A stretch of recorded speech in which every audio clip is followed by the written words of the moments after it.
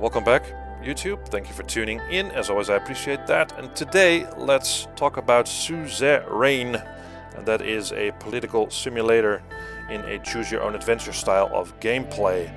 Now, through a series of questions, your background is established, and after that you take office as the new president of this fictional country.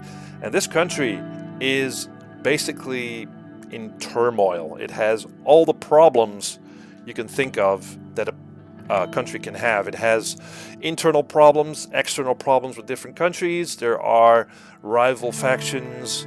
There are different political parties. There are oligarchs. There are extremely rich businessmen to deal with. I mean, this game is extremely deep, and it gives you all these choices to juggle all the interests of all these people.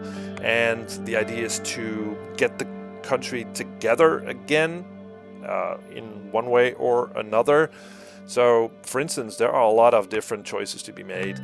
Do you continue the planned economy? Do you implement changes to that economy? You're going more into a market economy type of economy.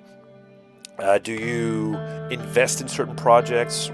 Do you invest or not in education, housing, that sort of stuff?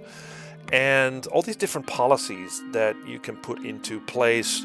Also, do you take bribes from these rich people? In return, you get these things that you could use for policies. And what is your attitude towards the media? That sort of stuff.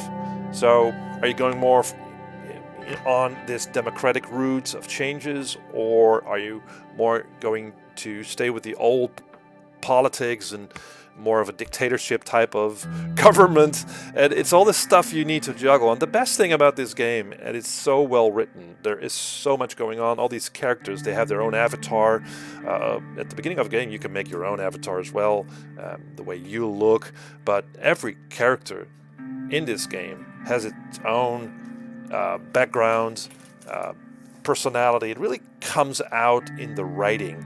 There's just lots going on, and it's not just the boring politics, but you also have to make some really impactful choices in your private life as president. So there's lots going on. Although the gameplay is limited to interacting with this country map, where the reports sort of pop in and you get the input from your ministers. And at key points in the conversations with your ministers and advisors, you get to make these decisions on various topics. And it really makes you wonder what the effects will have of certain choices that you make throughout the game. And there are different outcomes, which sort of warrants a replay of this game. And what's great, that every important character in this game, every important faction, every important businessman, they're all described, and they're all very interesting. And there's this in-game codex that you can use to learn about all these things. And so, for instance, when there's this person, this president of another country, coming over to talk about a trade agreement, then you can click on the name and you get to learn about the character of this president and what his problems are, and maybe use that for your advantage, basically. So it really brings out the politician inside of you, or the power-hungry dictator, I should say. At least you get this idea of what it entails to be president of a country.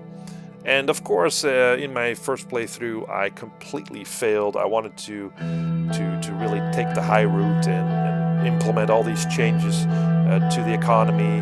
But in the end, I basically alienated everyone, all the factions, and the economy was in shambles, and my marriage hit the rocks, and my son was drafted for the military. So I completely failed, and suffice it to say, I was not chosen for a second term.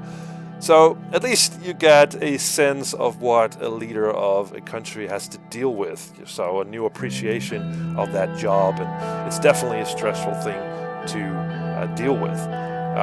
If you haven't noticed, I am really impressed by this game, and it comes highly recommended. Thanks for watching, and see you in the next video.